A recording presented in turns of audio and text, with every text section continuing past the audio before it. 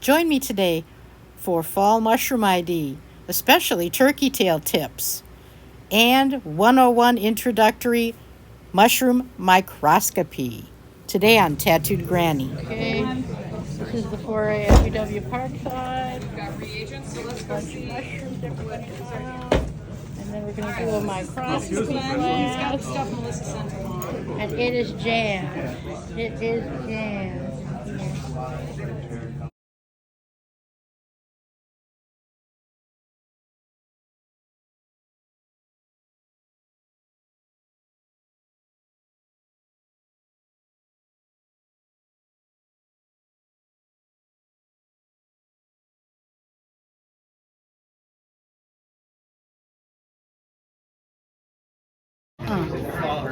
Okay, this is my artwork.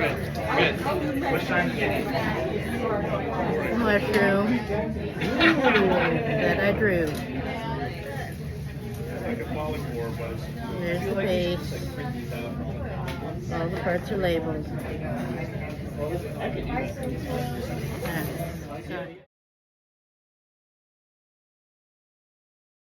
I can't keep all of them straight. This one's distinctly oranging. What one's that? Oh, I yeah. think that's a Garrett. I see wolf's milk slime mold. I see It's like body yellow. gigantea. It's like it's stained. I don't know if that's the same one. Yeah, it stains. Very cool. The haters. Alopecia gigantea, which is known as the. Giant puffball. Who's kicked one of these when they're nice and dry? Of course, it's troublemaker. Maybe we'll just go from large to small. Okay, you can. Yeah. We've got the Cereopora squamous, which seems to be the only mushroom that's been going all year long for us through this drought. This one, yes. Wow, usually they smell like, to me, watermelon rind, but this smells like a dead foot. Yeah. What do you got? Talk about meager. Yeah, chicken of the woods, Ladiophora sulphuris. There's also one that grows around here with a white spore surface on the bottom. That's Cincinnatus, named after the city. We typically think they're like 2 species that grow in our area, but This is a super cool fungi. One of my favorites, the maize polypore. It has an intricate pattern on the underside of this fruiting body, the fertile surface. Simply gorgeous. This is a brown, hair-like slime mold, genus Stemonitis. Medes versicolor, or at least close to it.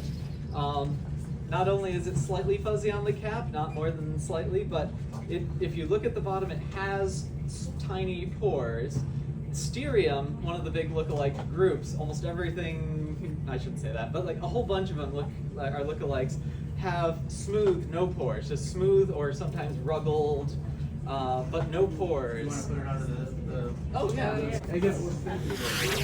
See, I can't quite see the pores on this. If you switch to the dissecting scope, it might show it. But yeah, so if you're ever looking for Medes versicolor, the turkey tail, make sure it has the tiny pores and not big pores. And there's another lookalike that is Trichaptum that turns slightly purple and also breaks up into teeth. This never breaks up into teeth. It's just the pores, just lots of tiny pores.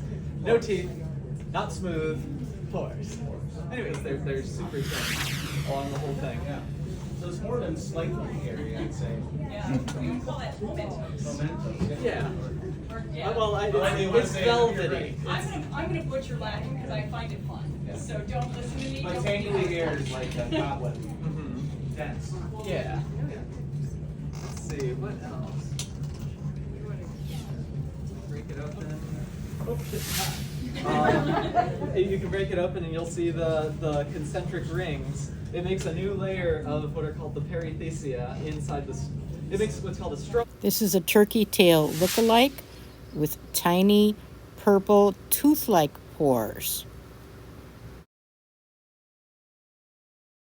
Regular light microscope where light comes through the specimen, and so you, if you have an opaque thing, it won't work, but great for seeing super, super tiny things.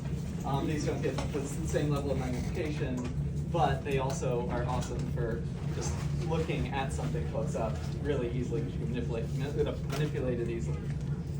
So yeah, if you guys get scopes, like maybe even have like someone get one, someone get the other, and we can like switch off and such. We removed a single gill, placed it on a slide, distilled water, covered it, and magnified. We could see Basidium, the spore mechanism of some mushrooms. It was awesome. Those of you from Wisconsin may be familiar with O&H Danish Bakery, with the best Door County cherry and cheese kringles anywhere in the United States.